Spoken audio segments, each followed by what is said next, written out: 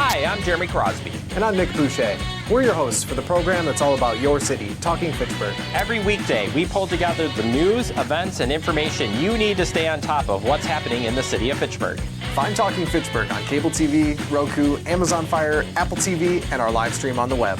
Plus, you can find all our headlines and stories on Facebook, YouTube, and our video on demand service. This is your city. Keep up with Talking Fitchburg and the issues affecting you and your neighbors.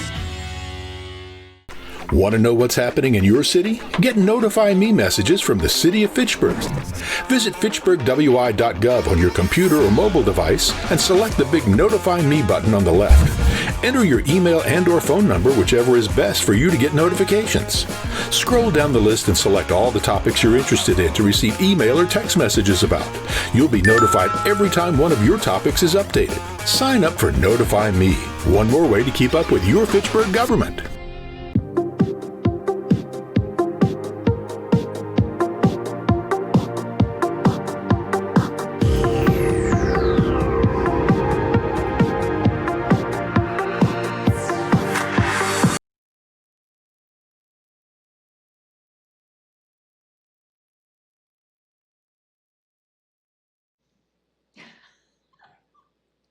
Okay, it looks like we're ready to go. This is the June 12th, 2025 meeting of the Tree Advisory Committee, starting at 4:02.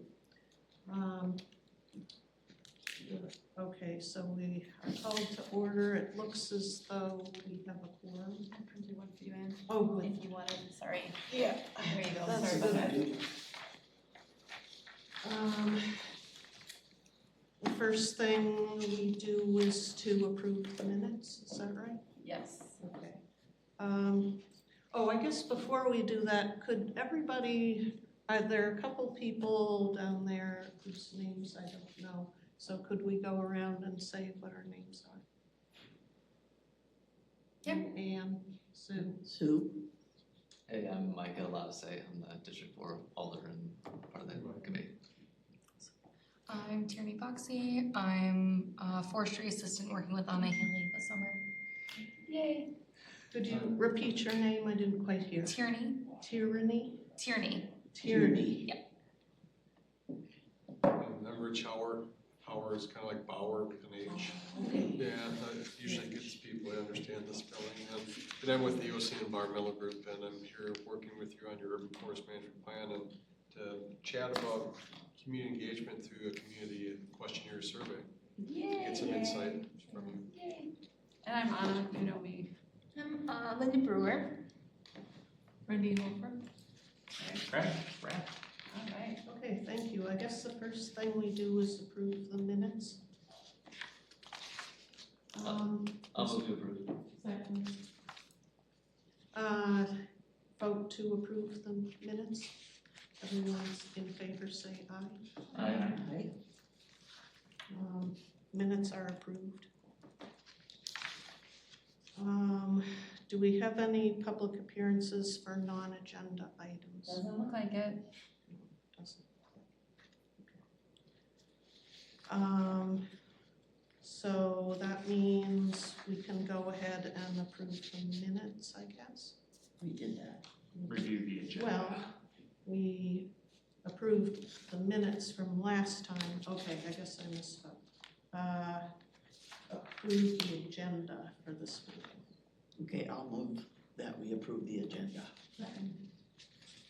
Everyone in favor of approving the agenda, say aye. Aye. Okay, agenda is approved. Okay, let's move on to the agenda items. First thing, 5A, Urban Forest Strategic Management Plan Schedule. And that's your domain. Awesome. So We'll turn it right over to Rich, I think. yeah, so the main item today is, did you get a chance to look at engagement questions? And if so, comments, things, there's some, well, what's really neat is you've got this work from 2015, and it was very well done. I've done stuff like this for, 30 plus years of my life. And there's an art to writing a question to get a response that you can then use to make some decisions.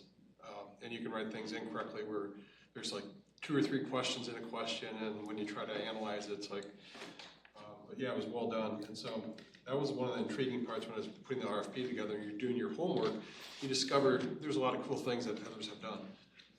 And I'll digress for a second. One neat thing is actually like your strategic plan.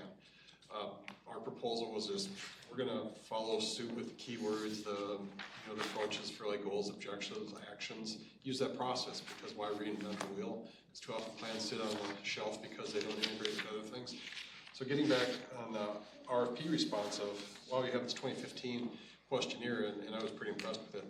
And so if you saw the details, things that were in green, okay, those are from 2015. Now there's some questions in there that I'd say it wouldn't make sense to ask anymore on tree preservation, because they did their job asking people, is this something of value? The answer was yes. You developed a policy. You could then maybe have a follow-up, but I think it's too soon probably. So we actually wrote an ordinance. We went beyond the policy, Rich. Awesome. Yes, I saw the ordinance, yeah. So I'm sorry. Just so you know. I'm generically saying policy ordinance, but yeah, you actually have crafted through the process of it's codified. Right. Yeah, yes. which is awesome. So so I think we could I think there's three tree preservation ordinances on this that I think we could take out. Yeah, that's something I'd suggest to remove. The other is on invasive plants. I think you have staff expertise there that asking those questions, whether people believe it's a problem or not, probably ecologically it's a concern. And looking at the response that you had in 2015, I don't think it would change. And so number one is developing a questionnaire that's doable. It's not too much time, not a burden of people where they get survey fatigue. I'm sure none of you have ever had that in your life. No. Yeah, and I actually have created a questionnaire for municipal forestry where it's 28 pages. It's a booklet. So it's actually 14 pages, and people will respond to it because it's like a captive audience of urban foresters. But yeah, something like this, even with the 48 questions or whatever, I think it's too many. But there's an opportunity to take something out, but maybe add something. And chatting with Anna, Woodlands is crafting a few questions on woodland management, much similar to tree preservation, because that was an issue in the past. Woodlands is an issue in the present in that. And give you an idea of how this is constructed, it's really about the first part of this questionnaire is about people and their responses, experiences with trees. Yeah. Okay, and I'm sure everyone in this room has something they don't like about a tree. Maybe leaves falling in the fall of the year and you got to rake them up. I actually love leaves; they don't bug me. But maybe dead branches falling down and hitting your car. So things in here, likes and dislikes, and then access to vegetation. Cottonwood comes up often. I was just gonna say cotton. This time of year. Seems like much in the last 2 days. Yeah. This time of year, people will really lose their minds over cottonwood. Yeah, I remember in early career practitioner days, it's like, you have to cut that tree down. Well, actually, that one's not producing fruit that's fluffy. That one is actually producing a staminate, but you don't get into those details. Yeah, it's a challenge in that. But yeah, that would probably be a dislike this time of the year. It's like, cottonwood trees I do not like. But the first part, it's really likes, dislikes, but access to vegetation. And then the second part is really getting at some sort of management scheme of health. So like tree preservation, which ended up with codifying as an ordinance, is that part. And the third part is demographics. So then relating answers here to people that responded. And there probably doesn't surprise you, demographically, people have differences of likes and dislikes about things. And that's certainly an important part of any time you do a questionnaire set like this. So that was just the overview, just wanted to give you a synopsis, and perhaps you already gathered that if you had a chance to look this over, but I thought that was an important part to start the conversation. And the next part, we could just open it up to any observations you have. I have no schedule, like this is how we should do it, this is more of an open forum for us to chat about this. So is this, I'm sorry, I'm probably going to ask questions you probably maybe have already answered, but, or information, but so is this what we're going to ask people like at some of the events to fill out? We could, yeah, and actually having the ability to have it as paper where someone enters and then I'm going to enter it, or someone that works with me, but also electronically. And so what I would propose is we have it electronic, and we have the capabilities in-house with ARC, Survey 123, where we could administer a survey, so we could literally have a QR code where someone snaps it and they could go right to the survey. And then we could post it on our website. Yeah, exactly, post on your website. Yeah, and I don't think you have in-house capabilities for survey distribution in the city of Fitchburg, or do you? Not really. I looked at how they did the last time around, and they did a lot with the Fitchburg Star, Yeah. which was great at that time, but the Fitchburg Star has really changed its distribution since then. Yeah. So it's probably not as much of an option as it was at that time. Sure, because right now doing a project with City of Oshkosh, and met with them on Monday, and they have a survey system, POCO, that they use. And what was kind of neat about that, the downside is I can't use pictures. So, okay, like the pictures in question 2 here, we'll find an alternative way to get at that, but they have a distribution system already, about 2,000 people. Oh, nice. Yeah, so advantage there, disadvantages, some of the things I'd like to get at, might not be able to get at. Yeah. But yeah, but to me, it's giving a format that reduces barriers. So having something, if it's easiest for a person to actually fill out on paper, that's an approach we'll use also. Can I ask a specific question? So it sounds like we're going to take out 28, 29, and 30 because they're about tree preservation. And I was wondering, what are we trying to get at with question 25? You know, would you plant trees in your property if offered a monetary incentive? Like, I cannot see a day ever where the city is able to pay people to plant trees. So I don't know that so maybe it isn't the city, I'm not really sure, but what are we trying to get at there? Because I don't want to set up this whole, anyway, whatever. I think that's a 2015 holdout. Yeah. And I put it in there, and I would concur with you. You only ask it if you think that's something to direct your operations. Right.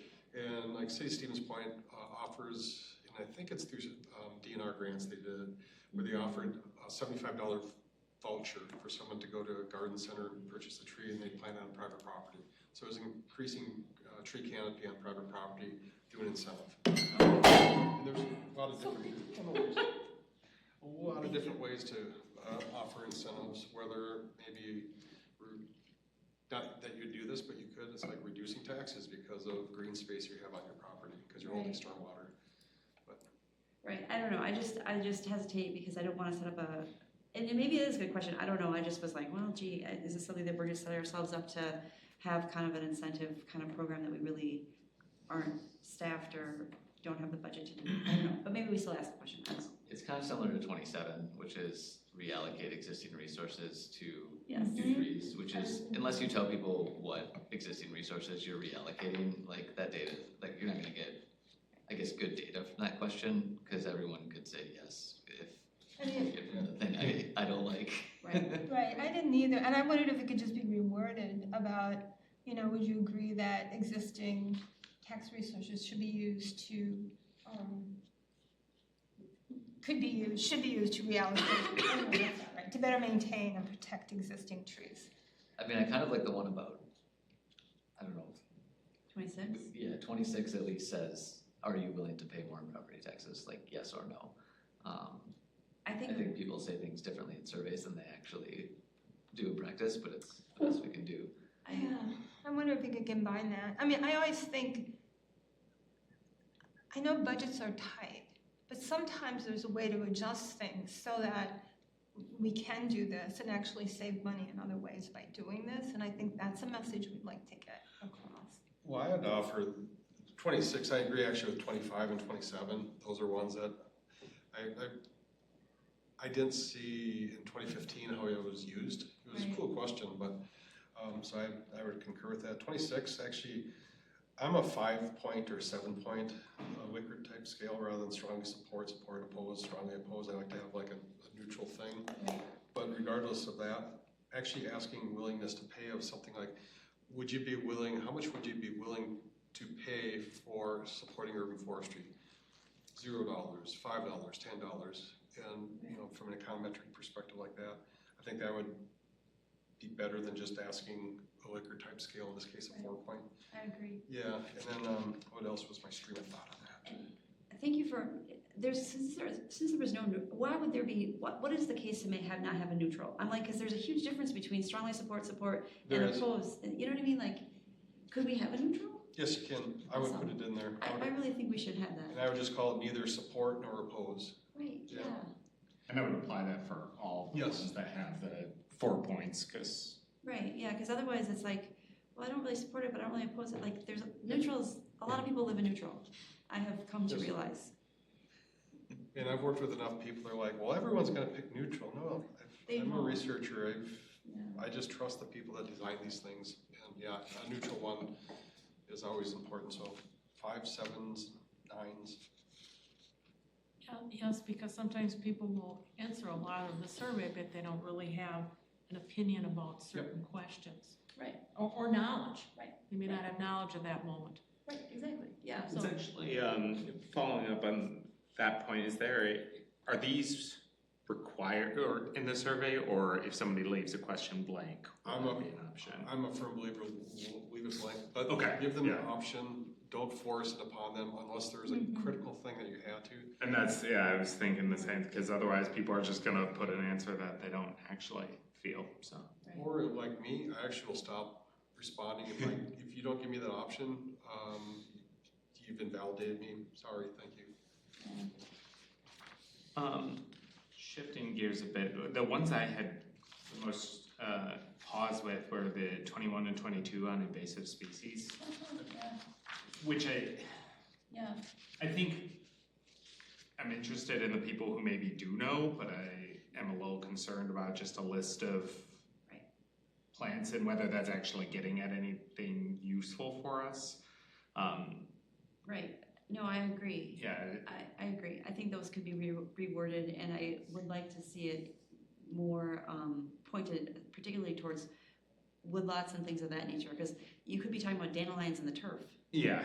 That are bothering people, or you could be talking about, buckthorn under oak trees, and that's a big difference. And I don't know how the survey is gonna be possible to present, but if we could put the most common ones with pictures or something, so that, like, I think there's probably a lot of people who are like, oh, I really don't like that one plant, and they would have no idea that it's a multiflora rose. Well, I don't know, like, right. if they. Right, and the other thing is, all of these things have more than one name. I mean, like burning bush goes by 4 or 5 common names, for example. Same thing with, many of them, so. I think I'm getting at whether people think it's a problem, I think is helpful, but I mean, what invasive species are in Fitchburg parks, right? Right, So, yes, we do know. I don't know how helpful it is to have, Yeah. like, the residents say this is And- what's in there. And there's lots that aren't in here. Oh, hey, It doesn't surprise me, were you locked out, Charlie? 21 and Sorry. 22 were on my list to remove. Oh, okay. But you brought up a good point. I think the woodland part is so important, is getting at ascertaining with woodland management, if people are interested, what are you trying to manage? Right. And more so, what are the likes that you like about a woodland? I mean, I love bur oak, prairie, Right. understory that you can just see into the distance, but I think getting at, if you use a picture of getting at a perspective of what type of scenery do you like, because that, I think, gets at woodland management. Yeah, absolutely. Well, and I also think we need to ask the question, how strongly would you support or oppose removal of invasive shrubs, and specific to shrubs, on City of Fitchburg property? Because that's kind of the heart of the issue. And it doesn't even matter what it is, it's a shrub there that's blocking people's view. They want it there to block the view, in theory. So, I mean, that's the... See recent controversies about this. Right, among other places. So that's, I think, so I think if we, instead of saying like, do you think any of these are problems? It's like, well, that's kind of, I mean, it's a little bit of a foregone conclusion. But yeah, so anyway, so I think a more strongly worded question, and I want to lead people, but like, people either strongly support it or they don't, it seems like, or they strongly oppose it or they don't, to remove shrubs. And maybe we word that better than I did, but at any rate. Does that make any sense? Yeah, draft a question like that. Which one is that? Is that 22? No, there isn't one, No. one, so I kind of made it up. Yeah, and we're gonna replace 22 with that. Yeah, 21 and 22, I agree. Yeah. Good. I don't think they give you something. You could say something like, do you feel an invasive species such as blah, blah, blah? So to remind people what you mean by invasive species. Oh, so actually it'd be You almost name like. the worst offenders. Sure, give an example, what is Buckthorn, because a lot of people don't know these names, they don't. They don't know them they don't know what they look like either, I think. So Right. even if you use Yeah. the names, they might not know what, again, that's what they're desiring. People might recognize, you give 5 names and they might recognize one of them. And that would be helpful so that they know what you're talking about. Right. Right, so it sounds like we do, we have a consensus that we do need some woodlot management questions and some invasive questions that are a little bit better than the 2015. I think I have a few notes on just ones that I think, and I can just email this too, it's easier, but I feel like there's some that are kind of asking the same thing. Yeah. That would be an easy way to kind of shorten it down. Maybe you've already. Yeah, there are some, these and things. there is. So yeah, I mean, maybe I can just like send an email or something, but like, yeah, there's some of those, I think. The one thing I would ask is, so number 2, that's one of the pictures. And then jumping to 6, which is like, what change would you like to see? I think it would be nice if you could just say, pick which picture. So which is the current state, pick a picture. Which would you like to see, pick a picture. Because I think it's hard for a lot of people to say, I want 30% more trees, I want 60% more trees. Absolutely. It's hard to visualize that. So just say like, this is a picture, which one do you wish it was? I That's a great point. I like that addition. That's a good point. And then there's, I don't know who's gonna say this, but on question 5, there is a choice to say, I would prefer fewer trees in my neighborhood. And then on question 6, you're only allowed to say how many more trees you want in your neighborhood. So if you use the pictures, then they could say like, oh, I'm covered in trees and I wish there were less. How I analyzed 5 and 6 go together. So if they said, based fewer than it was. Oh, so 10% less? In that case, then yeah, I would love to see the pictures, because then it's like you're trying to. I actually like that better. Actually, you could replace 5 and 6 with your suggestion, and it would be, I have and I desire. And I like that. We've actually did this in a few scientific papers, and why didn't we think of that? That actually is a lot better than. Should have. So the other question that I have, and I don't know if this is relevant, but I will bring it up, is that we're kind of set up, and not by anyone's doing this on purpose, we're set up to have a lot of conflicts with trees and solar. Because we're developing all these new neighborhoods, I'm planting all these trees, which is awesome, I'm trying to get to 30% canopy, and then I'm planting trees and I notice, solar on that roof, it's gonna get shaded out in about 10 years. And I don't know what to do about that. What's gonna happen? We're gonna end up shading a lot of solar panels. Well, and we're sometimes putting like recommendations on development agreements too, to like make sure you design this so the roofs are facing the right direction for solar, and which is awesome. And until you plant a bunch of trees. Or people have been like, we need to put solar panels on that park shelter. I'm like, see, that park has a lot of trees that I just planted to replace ash trees, so it won't be sunny in about 15 years. So I think I don't know how to address this. And we've addressed it in the Park and Open Space Plan, I think, very well, but, I should have brought that. But just kind of like saying, hey, we're kind of trying to think ahead and not have a conflict with trees and solar, but I can just see that happening, and I don't know what we're gonna do about it. Well, interesting enough, Oshkosh has the same issue. Yeah. And I don't think that's probably in the questionnaire. I'm thinking, how could you ask that, but it's actually outside of that.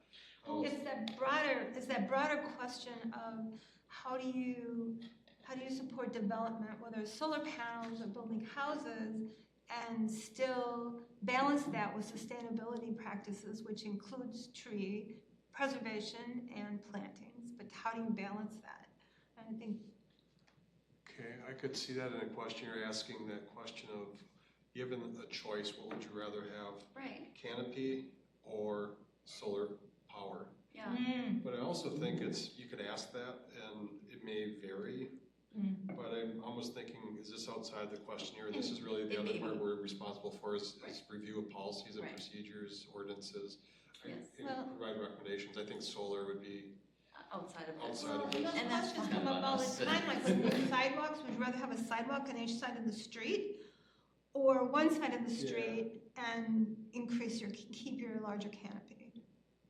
And I think those questions is really important. I'm just not sure. I think we're just entering area of needing to balance those things more and ask those questions. And to your point, Rich, maybe that's beyond the questionnaire, but we do have, conflict tree and sidewalk conflict. We do lose trees every year to a conflict with sidewalk. And, and people get kind of mad because they have to pay for that. They have to pay for the new sidewalk that a tree that I planted heaved, although usually it's not one I planted. Usually it's not one I planted, but, and we're pretty careful. Well, we're pretty careful about what we plant and this sort of thing, but we don't really do,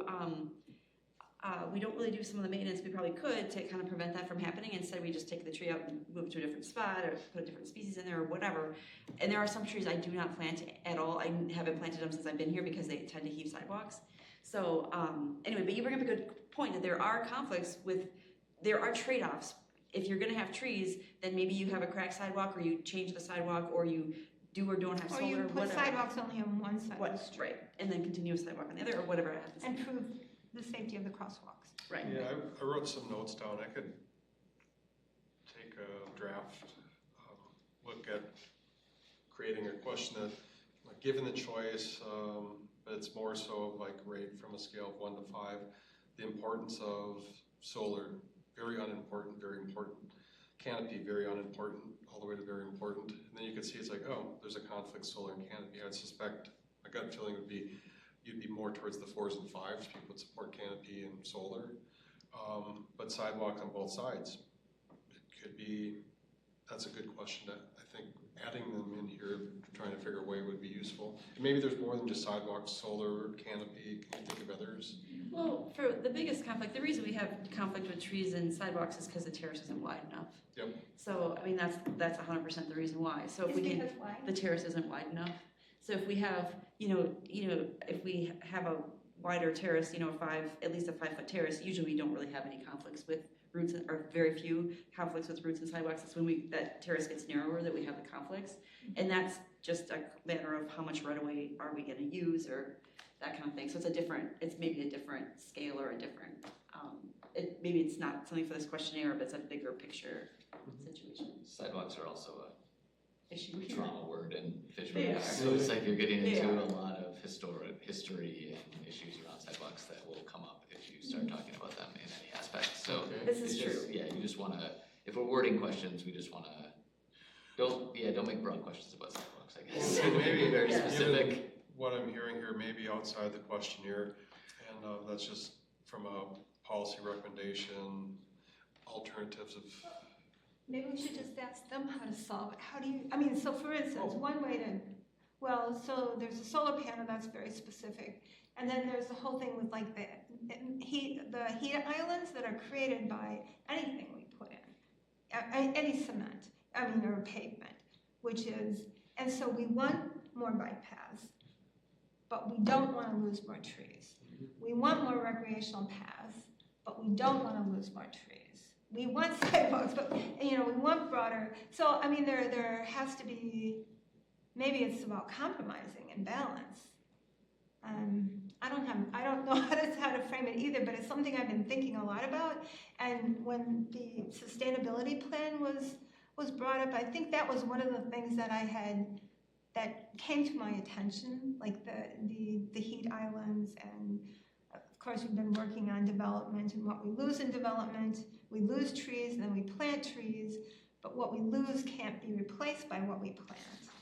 And then we're building, we're building homes, sidewalks, roads, which also creates more problems that need to be addressed by trees. So it's hard to. Well, do we directly ask a question? Would you rather have bike paths or bike lanes or trees? Because that's often a trade-off. Well, one of the concerns is also, do you want shade on your sidewalks? Do you want shade on your bike trails? What I'm thinking is that this sounds like what we need is one question that forces a prioritization where I don't know if that's possible. No, it is. But like you've got 5 options, rank them 5 most important, 1 least important, and putting them in that, because then you find out more concretely, solar is more important to people than the tree cover, or But if we want to know the answer to that, I would like to think that we will still put the trees high enough, but like if every citizen is like, well, actually, we care much more about having the bike lanes than It's good lots of tree information. things, then it's good information, Yeah, we just even have if to that's do- not what the people in this committee probably would choose. I don't know. I feel like if you have it as separate questions, you just find out that everybody thinks everything is important, and then we end up in the same place we're at now.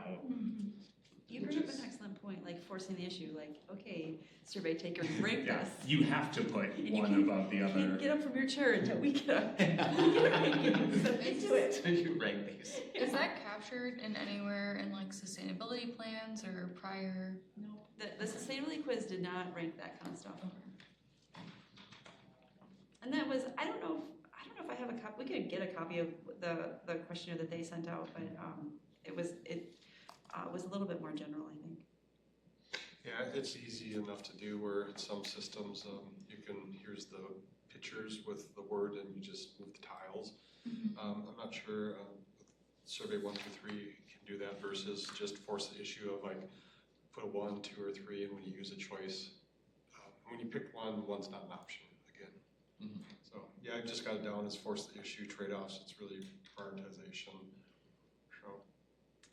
I thought I put survey 1, 2, 3 on my phone, but I guess I did not.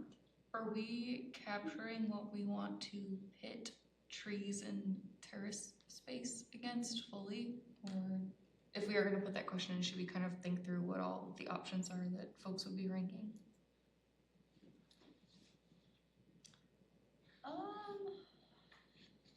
We could, I don't know, is that something we should have pictures on, do you think? Or in terms of, was your comment about terrace width? Well, my question was about like the ranking and sort of what all are we kind of like pitting tree canopy up against? Oh, I would say it's solar, bike lanes, I mean, that's the big, and sidewalks. But you're right, sidewalks is a trauma word. I mean, like, I had just started working here when all that sidewalk stuff blew up for the most recent time. And it hasn't come up again because I think people are so afraid of it. But it's, that was like 9 years ago. And it was Do they want nuts. them, not want them? They don't want them. Okay. You could say sidewalks in new development. Okay. Right. Because that's not as much of a controversy. So I think we put sidewalks in all of our new developments and we put them on both sides of the street. Right. So you could say that we need to be careful not to say we are considering putting sidewalks in existing areas that don't have sidewalks. That's the. Well, it's also like road improvements, upgrades in our roads. That's the other big time I think that comes into question. Yeah, especially in the big arteries. My first thought is trees and sidewalks, or just sidewalks like it's outside if it's not, but it is a tree thing, so I think the prioritization, would you rather, given the scenario, would you rather have sidewalks or no sidewalk and growing space for tree, or something like that, I think is what you're getting at? Yeah, kind of. But I kind of, well, I mean, don't know. honestly, well, I don't know honestly, and I don't know all the situations. But I know one situation, well, I know that Madison has been dealing with that situation recently when they've been upgrading their like sewer systems and had to dig up their roads, and then they come into neighborhoods where there are a lot of trees that are very well established and not a sidewalk on either side, and neighbors really spoke out and said, we don't want to lose all our trees. So they came up with some compromises. So the road, the streets, and I've seen it, the streets aren't always straight. Sometimes they go around a tree, and they also, in some neighborhoods, decided that it was better to have a sidewalk only on one side. That saved a lot of their canopy. And the canopy benefits people on both sides of the street, really. So, and they didn't, the other thing that comes into play is the width of the road, and I know there's safety recommendations, but I know that that's been adjusted sometimes to save trees as well. Not that it's unsafe, but it's just not as wide as what's ideal, maybe. I think Linda's making a good point. I think I personally would have a very hard time ranking these things because I want everything. And I'm not, willing to say, oh, we should definitely in all situations prefer, trees or solar or whatever. So I think it depends on the situation, and you can try to have it all. Sometimes you can strategically make decisions that will give you more of what you want. I'm in the same camp as my wife. I'm the worst decision maker. What do I want? I want them all. Yeah, so, but one thing would be, would I prefer sidewalks? I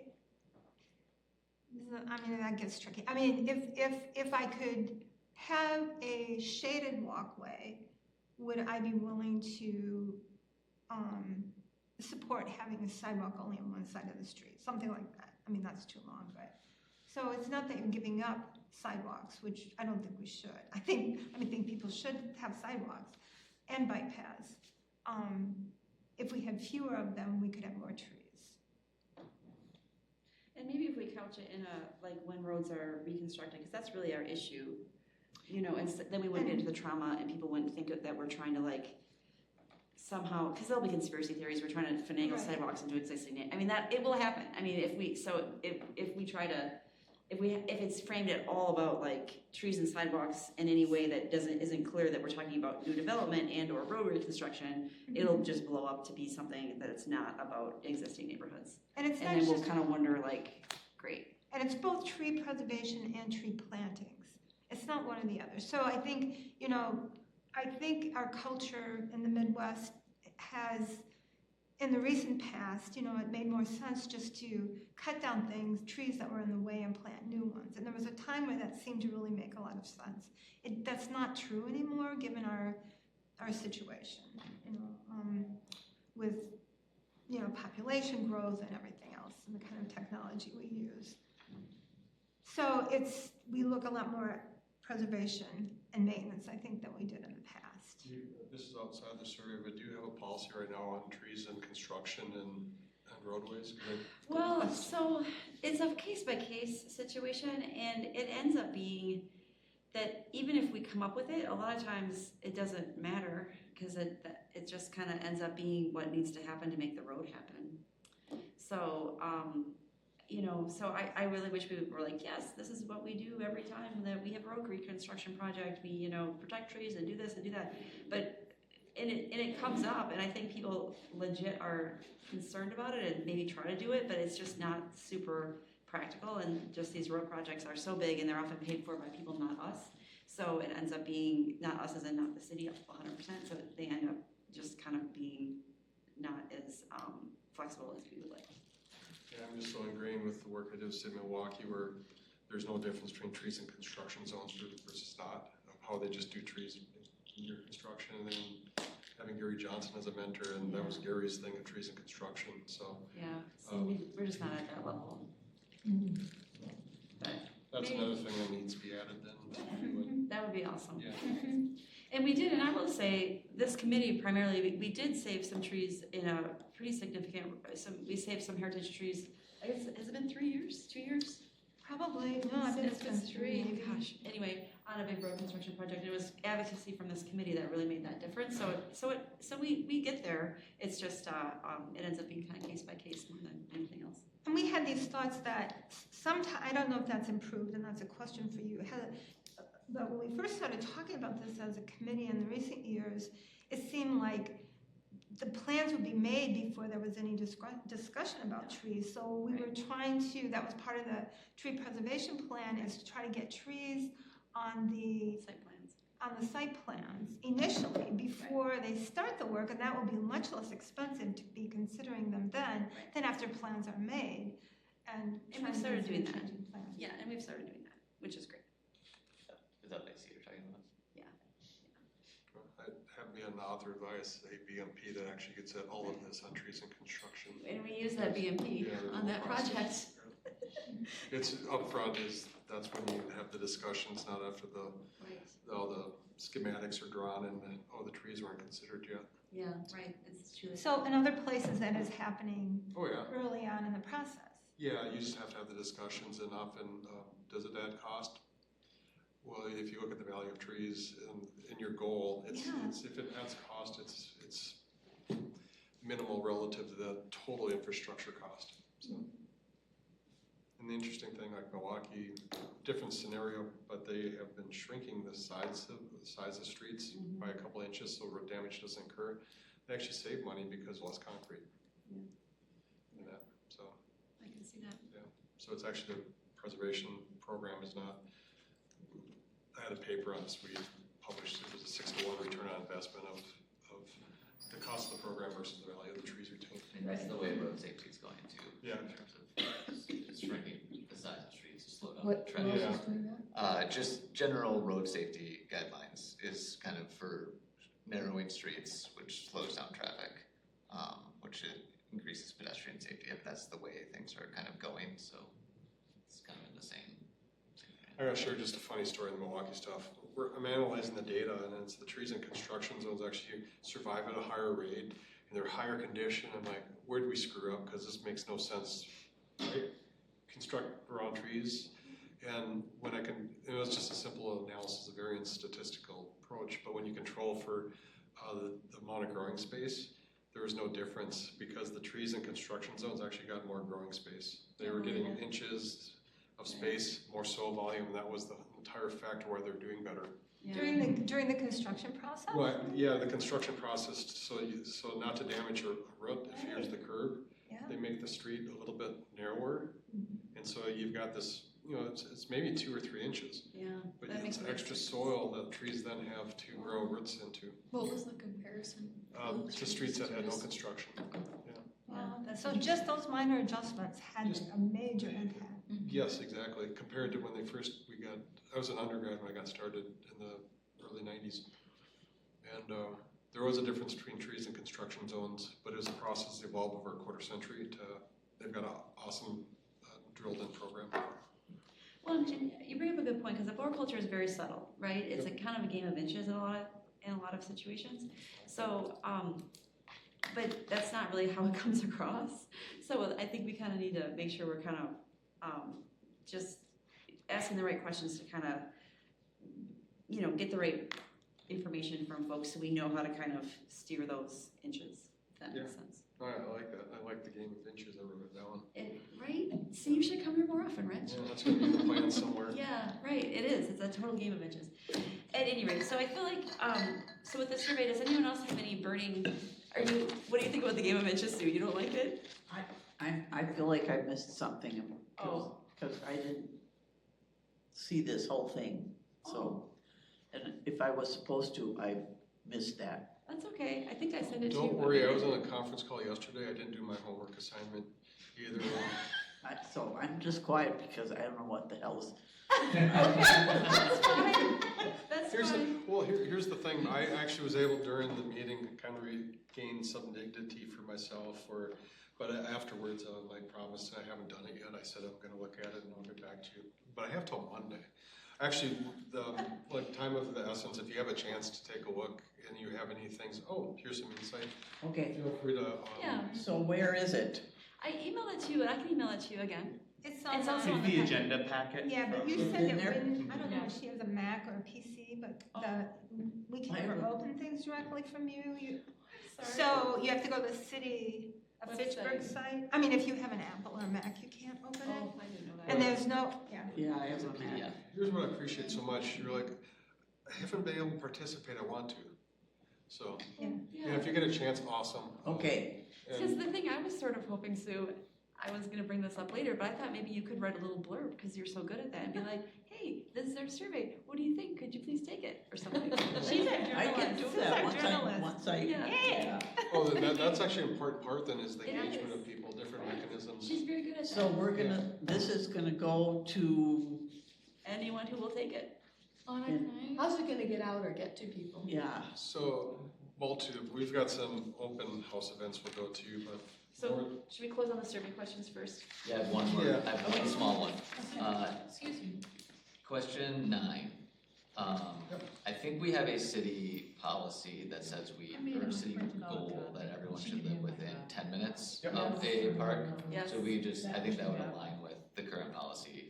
Instead of 5 minutes? To have it 10 minutes instead of 5 minutes. I printed out a copy, you can have it. Oh, thank I'm gonna you. ask, This is Would the people know how old far away survey they from are? This is the old one? Yeah, from 2015, so it's going to be a How little about if bit. I ask that question? That's what Here's we're where the 5 minutes discussing, is important. some Okay, questions okay. we should Is in the get rid science of some should Okay. people Don't willing mind my to notes. go to a place Oh, good. versus getting in a vehicle. Okay, Perception. That 5 minutes, there's this 300 rule. I see so. Yeah, the 300, trees. actually what it gets, most people want no distance, if you ask 300 meters, or, 900 some odd, 918 feet, it would be. But if you ask time, people have more of an idea. The 5 minutes goes more of that barrier to getting to a place, and then you ask a question like, how frequently do you visit or recreate in the park, green space, or natural area? When it starts getting beyond 5 minutes, the once a year, never, several times a year are the choices. Very few are daily, weekly, or once a month. So I think maybe modifying it and asking how far away. My only concern would be, would people know that? But what I heard from here is like, Yes. people have an idea. Yeah, I mean, like, we have a whole city map that has like every house that's within, and how, if they're within 10 minutes of a city park, and so that's, Yeah. I know that's a goal of the city, so just help align with the Yeah. existing goal. And then that's in line with our, I should have brought you a copy of our park and open space plan. I think I sent it to you, but it's in there as well. I'm just wondering how to modify that. Maybe it'd still get at the heart of the 5 minute thing, but then have I'll think about it. Still, there is a research, from a research perspective, like, I'll take a chance. You assured me that people know time. They do. They got watches. They do. Yeah, I'll do that. Okay, thank you, Rich, that's awesome. I like that. The tenements changed to amount of time. So before we Thank talk you. about the methods of engagement, does anyone else have any kind of survey question, stuff they wanna get through? so how long do I have to look at this, like, one day? Oh, no, actually, would a week from today be? Oh, yeah, no Yeah. problem, yeah. Because I know I Only won't by be off Monday. until next Thursday. Thank you. Actually, got Send it to- other things I You have can to send it to me do. and I can send it to him, yeah, Okay. that'd be great, thank you. My so goal much. for this project is to get it in the hands of people about mid to the 3rd week of July. Okay. Yeah, and so getting the questions done now, and Okay. in questions 42, 43, 44, I suggest taking out Are those about volunteers? the training part. Yeah. I was gonna email about Yeah, those, that's- cause I was curious what Yeah, cause we're never gonna do that, like, it's just like, what the heck? those follow along with the, Those are tax, the they're in incentive kind of 2015. payments, so. Yes. And so those go out, and I put woodlot management, but actually the invasive species questions go, it actually ties into woodlot Yeah. management. But we should review this list of neighborhoods if this is from Right. 2015. It is, so, it's yeah, super yeah, old, to it's come super back. old. Here's what I'm hoping actually with survey 1, 2, 3 is actually, That's from 10 years ago. rather than asking this Dozen list of neighborhoods, places, have them spatially locate where they are. That'd be great, Because then you could then associate to these neighborhoods without asking this, right, that would be good. so. And I don't know if we wanna ask the volunteer question or not, we don't really have a volunteer coordinator. I try, it kinda gets tacked onto my job, I try to keep up with our volunteers, I don't do that awesome of a job with it, we don't have a volunteer coordinator. Again, I'll say that one more time, and then we don't have a volunteer program. So, we don't have a volunteer coordinator, so What don't you have? a volunteer coordinator. You're very funny. So I don't know. I don't know, and I will say, like, there were a bunch of volunteers that I did follow up with who were really interested to help with tree surveys. So I thought, hey, let's just survey ash trees. And I thought it's our only tree on the street that's opposite branching pattern and has compound leaves. I thought that would be pretty easy for folks to pick out, and we could get right. So I had it all together, and I'm like, okay, compound leaf, okay, opposite branching pattern. Here we go. This is what it is. This is what it's not. Let's go look for ash trees. They couldn't do it. They could not look at compound leaf and make that connection. So it just did not. I mean, and good for them for like trying. And it was kind of a nice tree ID walk, but they could not, like, they couldn't identify. They could not get down. Like, they couldn't walk by and identify an ash tree. Yeah, when the city of New York did this, they had a volunteer coordinator, and they had actually a huge staff. Right. And they had about 300, it was actually community engagement, it was Right, really. exactly. They had 300,000 trees inventory, but it was really community engagement. Right, That's what it was about. which would be awesome, Yeah. but we don't have a volunteer coordinator, and you need to have more than just like, this is what a compound leaf is if you want to teach people how to identify trees. Yeah. So, Hire me. yeah, that'd be Sorry. They also have a Sorry. really cool We would do playbook that. where We they, would do that. they have, Excuse me. We would do that. So, and it would be great. Like, I mean, there's a lot of opportunity there, but we just don't have the person to do Yeah. it. Yep. So I don't know if we want to ask the volunteer questions or not. That's my. no, I would, If there's no capacity. Right, and they're just really, so. again, I put them in there because they're 2015, but those are Right. ones I, I have a even before you dangling discussed question. it. Okay. The ones I I have a recommend removing. Dangling question. Okay. Do you have an idea, how much cooler it is under shade? Like, I'm thinking of summer months. To me, it feels like it's 10 degrees on those really hot days because the sun is so hot now. So, and then maybe the dangling question that I'm thinking about is whether it's worth asking people a question that if they had, would they continue their regular walking routines? You know, I mean, and there's a better way to ask it, I know. Would you walk more in the summer months if you had a shaded path? Would you bike more in the summer months if you had a shaded path? Because for me, but part of it's my age, but that's become more and more relevant to me as the heat has become more extreme. 10 to 15 degrees cooler if it's 80, and That's what it 15 to feels 25 degrees cooler if it's 90. Yeah. Per Wow, ChatGPT. that's amazing. And I think we can embed that in the question, that science tells us that this is the fact. Yeah. Would you be outside more if you knew that your paths were biking or walking? Put my professor mode on, this chat student would get an incorrect on that answer. Science is like 1 to 2 centigrade, sometimes nothing. No. But what you're getting at, the sensible heat, what you're not hitting as a human, so that the temperature of an area might not be changed much, but the sensible heat that you're not getting the radiant heat, so you feel cooler. So it may be 90 degrees out, but you're not getting heat and you're not feeling like you're 110. Right, which is what. And maybe what Chad is trying to get at, but. Yes, I think that's. The heat index, is that real? No, that's. Well, I don't know, I haven't seen a Feels paper like- that actually got what Chad was saying. No, it definitely says like feels. Feels Right, like it. right. Feels, and it does. Which is what matters. Which is what matters. Yeah.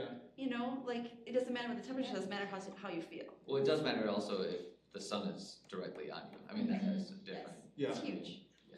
So I will say, one of the things I was hoping to get out of this plan, like big picture, is like we've been trying to do this, but we've been trying to shade bus stops, we've been trying to shade paths, and I've written a few grants to make that happen, which is great, but it would be nice if we had it kind of in policy or in our plan or something, that's kind of what we'd like to see from our urban forestry program, because other than me being like, there's a stop sign there, and there's a bus stop here, so let's just kind of figure out how we can put trees over here so the people waiting, for the bus can, and the bus is gonna stop right there, and blah, blah, all that kind of stuff. So other than me just sort of like trying to piece it together, it'd be nice if we actually worked more with the transit folks and had more shade, because we did put the new bus shelters up, which is awesome.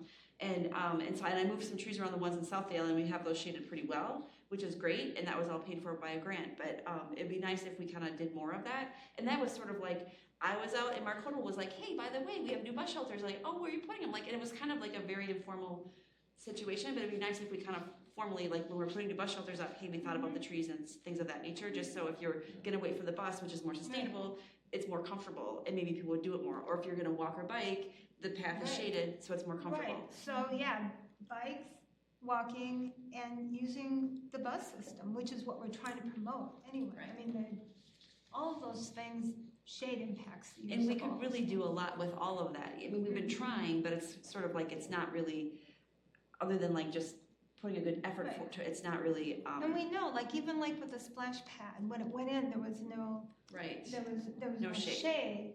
So, I mean, there's a lot of new plantings, but there's also awnings, because that's necessary. Yeah. Same thing with the dog park. Like shade cloth they put over now awning. Yes. Yeah. So anyway, all right, fair enough. Well, just to wrap up on the survey part, Yes. thank you so much for your insight. But the bonus part for me was actually, this is almost like a SWOT analysis in the sense of getting some feedback of things in your community that relate to the urban forestry, like policy, things like solar. Didn't know about that as a concern, the policy of shade for activities, whether it's walking or bus shelters, the policy for like trees and construction. And that all goes into the ordinance and policy review part of this project. Yay. So thank you. We will have this in Spanish as well. Yeah, and Yes, We can translate it, Rich, if. awesome, because I was gonna say, one way is to use Google to do a translate, but then it needs someone to No, actually look I at will it. do that, we will do that, no Yes. problem, yes. we I will saw do that in the 2015, and I'm all supportive of that, definitely. Yes, we will do that, we will absolutely have this in Spanish, no question about it. All right, and then Sue, to do that article, then you'll need to know exactly where people can access the survey. Is that okay with you, Sue? I didn't mean to. Sure. And when it will be up and running, so I would think. Maybe I'll talk about, I'm sorry, Sue, I'll talk about. You don't have to figure it out. We'll talk to you about that later, I don't mean to put you on the spot here in the middle of the Later. meeting on camera, like, hey, Sue, wouldn't you like to? I feel like I just got back from a foreign country, but that's not true. Okay, fair That's enough. not true. Fair enough. Anyway, all right.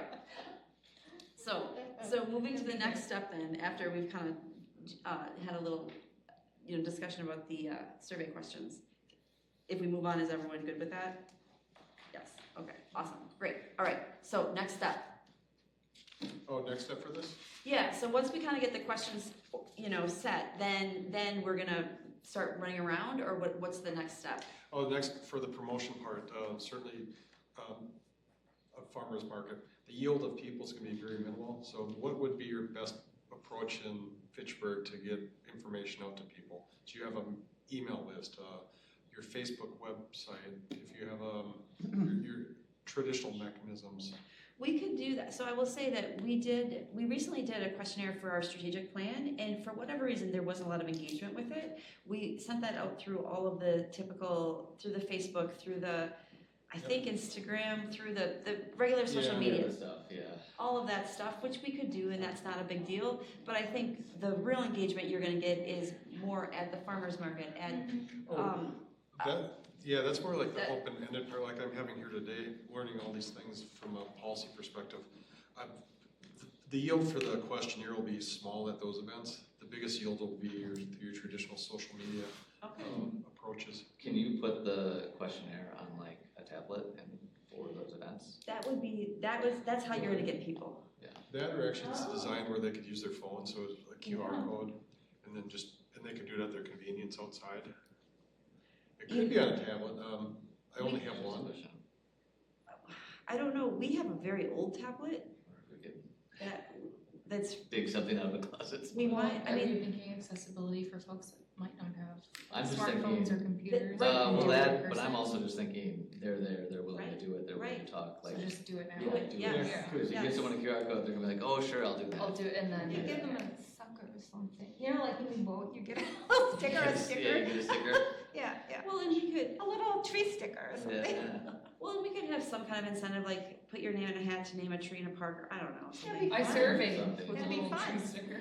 Yeah. But we could, For those that read the paper, couldn't you What put is that in your, the paper too, and they could just Yeah. do it there? Yeah. Oh, We the could. scan thing, yeah, right. I say we could, I think, I can't speak for the Fitchburg Star, but hopefully, There is, It would There's take, an if it, outreach, there's like a small outreach. yeah, Thing we can use for something. yeah.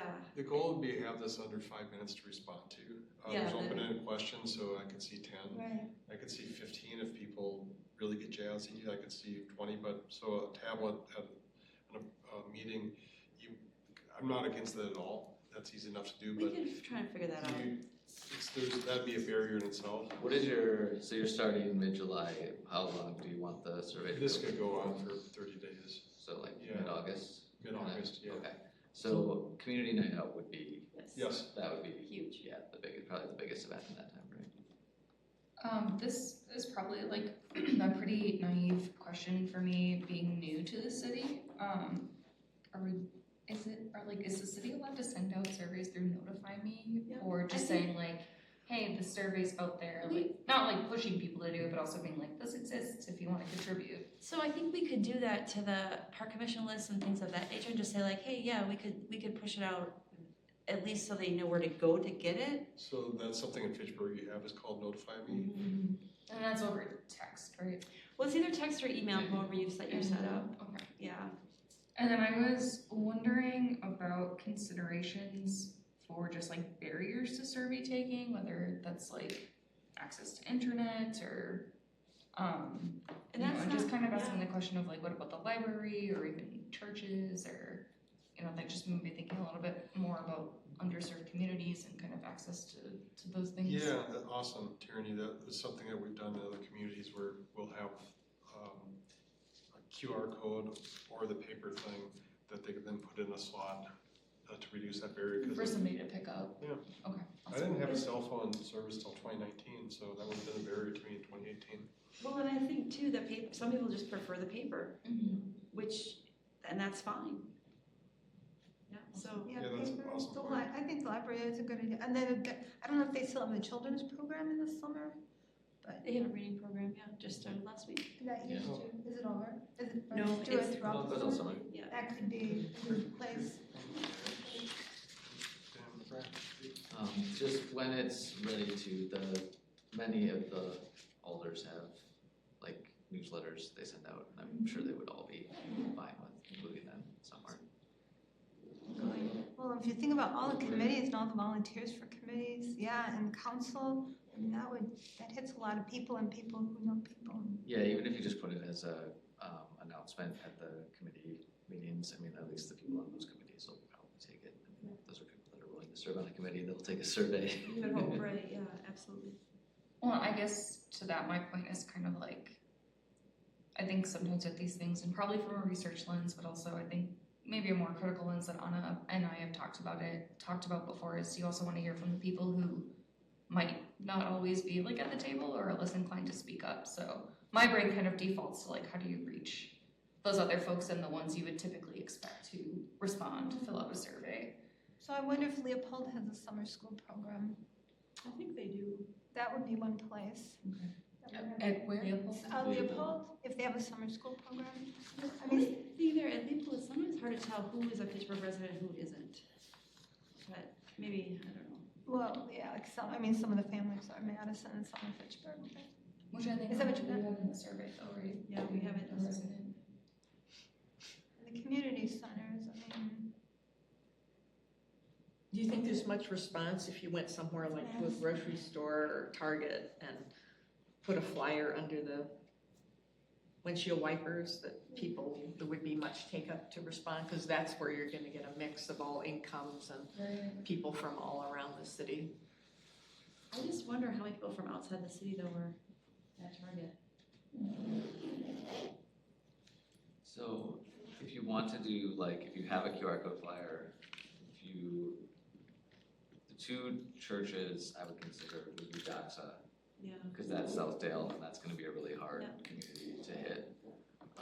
They're new to Fitchburg, we just annexed them, and you know, it's a community that is gonna be less engaged. And then City on a Hill on Fish Hatchery is gonna be another, like, those are, if you can get them even just to put it up on their notice board or whatever, those would be two really good. Yeah, that would be great. Would that be something that get materials together that someone in City of Fitchburg had put in there? Yeah, we can figure it out. Awesome. Yeah, that's wonderful. And then just the optional technique called snowballing. It's like, feel free to send this to others in the community. Yeah. But I think, frankly, from the list of things here, that N size will be statistically comfortable with. Okay, and we can, as things come up, we can, try and hit more events or more people or whatever as things go along. Sure. You said you're going to mark yourself on the map type of thing for? That would be one approach, then using which neighborhood you're associated with. Because yeah, I mean, I just think, if we're 3 weeks in and it's all my neighborhood over here that's responded, and that's 97% of the responses, then we can kind of course correct at that point and say, maybe we can do some targeted outreach as well. Yeah, that's a good point. Oh, yeah. If we know that in real time, we can kind of figure out where else we need to go. Yeah. And there's a robust use of the parks during the summer. There's all kinds of soccer leagues. There's families all over. So I don't know where you could. And pickles and beer on Friday might be a good. Pickles and beer. It's the I'm not sure if they're an organized pickleball group, but on Friday nights there's pickleball. Like, I think it's kind of informally organized, and then they encourage people to bring food and have kind of a big potluck situation, and they'd like to expand it, and that's in McGaw Park, which is one of our community parks, so that might be a nice to either engage with them or to bring, to show up for pickles and beer would maybe be a good idea. Well, so what do we need to do for that? Do we contact, whoever organizes it? I think we contact the rec department and see kind of if they have some contact. They were just at Parks Commission. They were at the last Parks Commission meeting to try and more like formalize something. So yeah, I'm sure we can get there. Well, and I would say our volunteers tribute, I have no problem going there, and I would say having pickles, but let's pickleball. and kind of hanging out and talking about stuff, so. If it requires people presence, right? I mean, I don't want to hang out there. Yeah, it would. So, Yeah, I think that would really. if I had to pick 3 of all the stuff we talked about, I'd pick your social media as number 1, notify me as your number 2, community night out as your number 3, and all these others are really important, and I put those as 4s combined together, but for like getting an insights. Yep. And then I totally agree. Part of the work here also is the demographic information. Do look at that going, is it representative of the demographics, let's say of the US Census? And like the project we did in Groton, Connecticut, it wasn't. We were skewed more of people that were older than younger. It was just people that were younger were busy working. And it was just the access, and that was, so that would be one limitation of that study.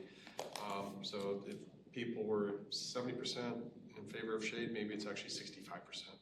But I was comfortable with our outcome with that. But yeah, that's certainly a concern. Okay. Yeah, I think you already hit it, that traditionally things that are underrepresented, and is this Hispanic communities?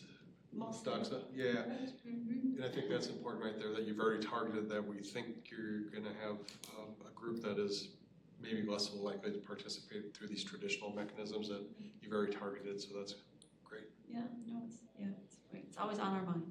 Yeah. With a large representation among the soccer teams. And that's where I walk a lot Oh, with my dog every day. Yeah, at Big McGaw Park, yeah. Yeah. Or McKee Park. No, that's McKee, not McGaw. So what You're is talking your McGaw. population among in Fitchburg? It's fairly high. It's not 35%, but it's pretty high. It might, I mean, it's. Yeah, they don't have it separated on the demographics. No. Yes, I don't know that specifically. I mean, they just have. Where did I see something? I thought Julia. But it is said- not, yeah, I mean, it's high for Yeah. the surrounding Yeah, areas. this is just interesting as a young kid, growing up in the southwest Minnesota, very 98% white, probably, and when I started learning trees and green spaces, the different, how ethnic background has an influence. It does. It makes sense to me now, but it was, wow, cool. People are different, wow, okay.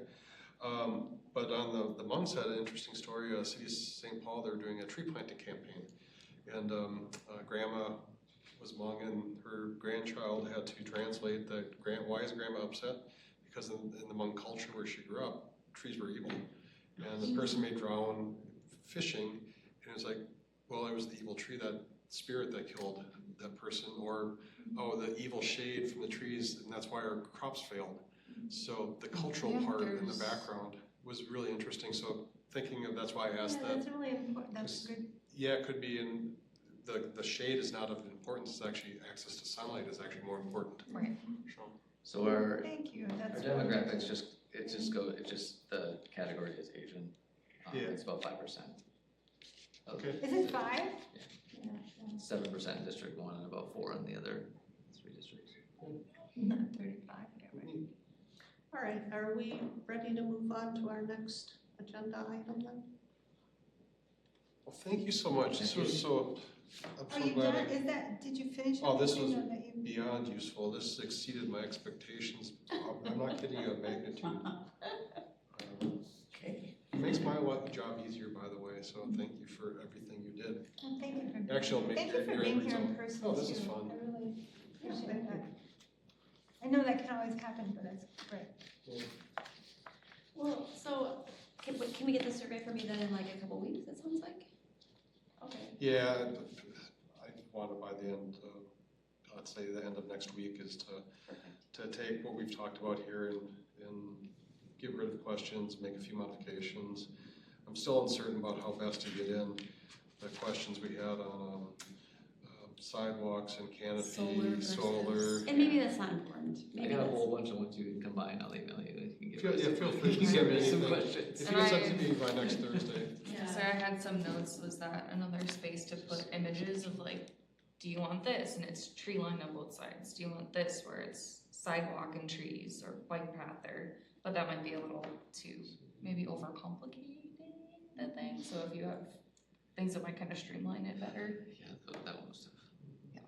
I believe it. Yeah, my goal would be then the 20th of June. That would be awesome.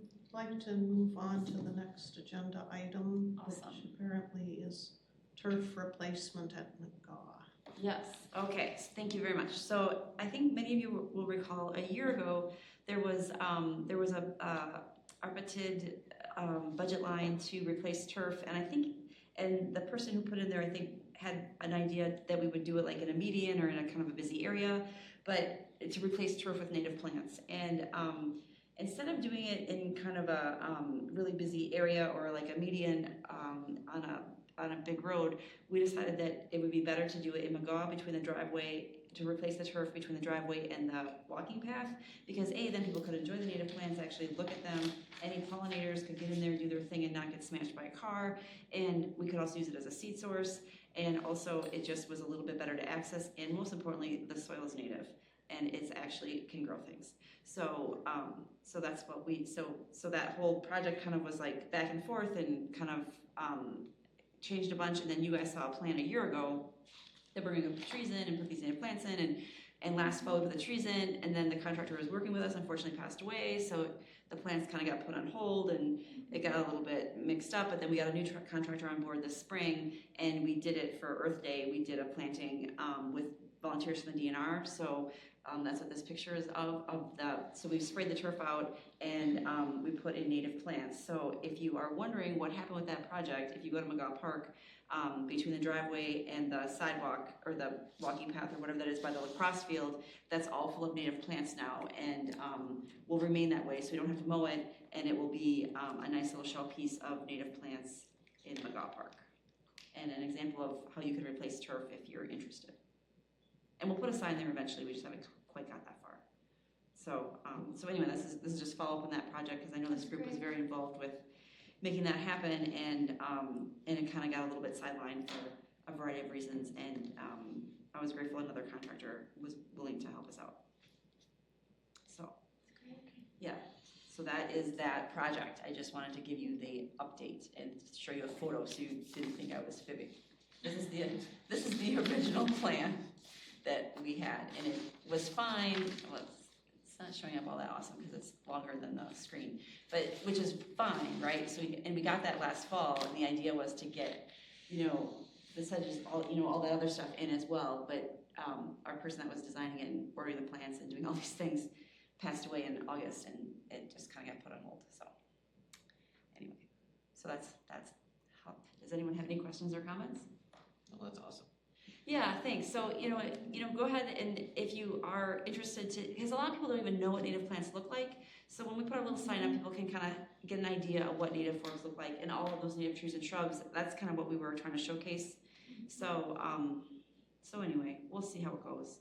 And the idea is maybe we could continue it on the driveway if we wanted to, and then we wouldn't have to mow any of it. But anyway, all right. Okay, next is the report from the department. Yeah, so I just, put down pretty much everything that's happening. We've got all kinds of stuff. In April, May, we planted 338 trees across the city, so, which was great. 252 were in terraces and new developments, and 60 were in Southdale, the neighborhood, and the 60 in Southdale were paid for by a federal grant. So we were able to do a complete canopy renovation of that neighborhood, which was kind of nice. And then we had, I think 20 went into Hewell Jamestown Park. Again, that was canopy renovation of that park, and that was also paid for by a grant. And then 21 on Traceway Drive, opposite the hub and kind of leading up to the hub. So when the hub opens, instead of just having an open terrace, we'll have trees there. So that'll be good. And we also had a grant that planted trees along the path in Chicory, to your point, Linda, to make the path more attractive in the summertime when it's hot for bikers and hikers and everything else, yeah. So we did that. That was funded by the Million Trees Grant project that was in Chicory. And we still have 2 trees coming for that project that I don't know if they're in yet or not. McKinney's emailed me last week. The last 2 trees will come next week. It's Thursday. I haven't heard from them. I just need to email them back. So anyway, so we had kind of a lot going on the last couple months, which was great. Thank you for everyone who came out to plant trees. It was a good time, and we look forward to doing it again next year. So the other thing that's kind of going on, you know, we do have a lot of volunteer stuff happening, even though which is fine, you know, but we really could, like, we're just kind of scraping the surface with volunteers. We could do a whole lot more. We could do a lot more engagement. We could have a lot more people involved in a variety of projects, but we just really don't have the staff capacity to manage all that or train the people or really dig into it. So we have some volunteer stuff going on, but it's not what it could be. Well, what you do is you have a network of relationships with other agencies who volunteer time and money and trees and everything else, and then they come with their own volunteers. So, I mean, that network you have is invaluable. It really is, yeah. Urban Tree Alliance helped us a lot this spring, which was awesome, and they brought their people, which was great. So, yeah, that was really good. And then just to update you guys, I don't think I have Kyle Seeger Greenway on here because I didn't really do anything with it after our meeting. All I did was tell administration, hey, by the way, it sounds like they may have hired a contractor. You might want to look into that, which they did, and they got that all squared away. But last week, which you'll see in my next staff report, last week we did get an updated site plan. We made our comments, we submitted it to the designer. So that's kind of where that project's at, if anyone was wondering. And it'll, in theory, come back here when they finally have a final site plan, I think. Okay, and you're going to be approving like all the trees and vegetation for the site? Well, I hope so. I mean, yeah. I think they have a decent plan. It's just a matter of like, you know, the extent of the prairie and what they're willing to maintain. I mean, that's my big sticking point. It's like, hey, folks, like there's a maintenance issue here, and if you are gonna, you know, put prairie in here, it's got to get maintained, and it's more than what volunteers can do. So, anyway, so we'll see. Okay, thanks for updating. I appreciate if you keep us updated as time goes on. I will. Yeah, absolutely. Does anyone have any questions about staff report or what's happening? I have one question. Sure. The core volunteer, the bike jump. Yeah. You met with them. Were there any issues with their proposal or anything? I don't know. That's a good question. So what they wanted to do is they want to put that a new feature, but where they want to put it, there's not a lot of tree conflicts. But they need dirt. I don't know where they're going to get that, and that's traditionally a place where Public Works has stored dirt. So I don't know if that was even discussed, if Public Works still needs that spot or not, or what. So I don't know. And then the person who was in charge of that retired. Scott retired. So I don't know where that's What at. project is it? Okay. It's a project to put an additional kind of a jump feature at Quarry Ridge Recreation Area, and I don't know where it stands. I was just there to look at the tree impacts, which are minimal, and it's not really a big deal from a tree perspective, but I don't know where it's at from an administrative standpoint. Oh, I think they're fundraising for it, basically, is what's currently happening. We have a project in the CIP for the parking lot expansion, but then I think they're currently fundraising for the actual bike area. So so we'll see. Yeah, so from a tree perspective, it's fine. It's fine. Okay. Yeah. So we'll see kind of how that shakes out. So anyway, and so that's it for staff report. Okay, very good. Next on the agenda, announcements. Are there any announcements? Well, I don't know if all of you knew, but Scott Endel, who was the Parks Director, did retire in June. Oh, we did. He did. Yes, so he retired on June 4th. Is he that old? I don't know. I don't know. Can we vote on that? No, I'm kidding. So who's going to replace him? I don't know. I mean, there's talk of moving the position around, so I truly don't know what's going to happen. Huh. So, yeah. I hope it's filled. I hope the position is filled. I think they are looking at, they're in the staffing plan study that we did, like before the referendum, there was some proposals to kind of rearrange the Parks Department. I think they're looking at if now is the time to do anything with that. So they're just taking a little time to figure that out. We basically move parks into Public Works. So we'll see. Any other announcements? No, I don't think our next meeting is until August, is that correct? That's what I have. Yeah, it's August 14th, right? And we'll be in the midst of the outreach. Yeah. Plus other things like SWOT analysis, we haven't set a date yet, but sometime in July. Okay, We had chatted about it last time, and we just need to formalize that. I just need to chat with you of what would be a good time. perfect. We have a structure on that one we chatted about. If you're not familiar with a SWOT analysis, strengths, weaknesses, opportunities, and threats, and the idea was rather than having everyone in one room is to have 2 or 3 different like 1-hour sessions to go through that exercise. But I'd plan on personally of probably be down here the entire day, but have like a 2-hour block. Yep.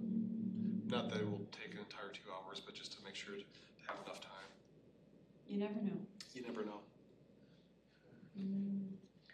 Okay, then it looks like we've made it through our agenda.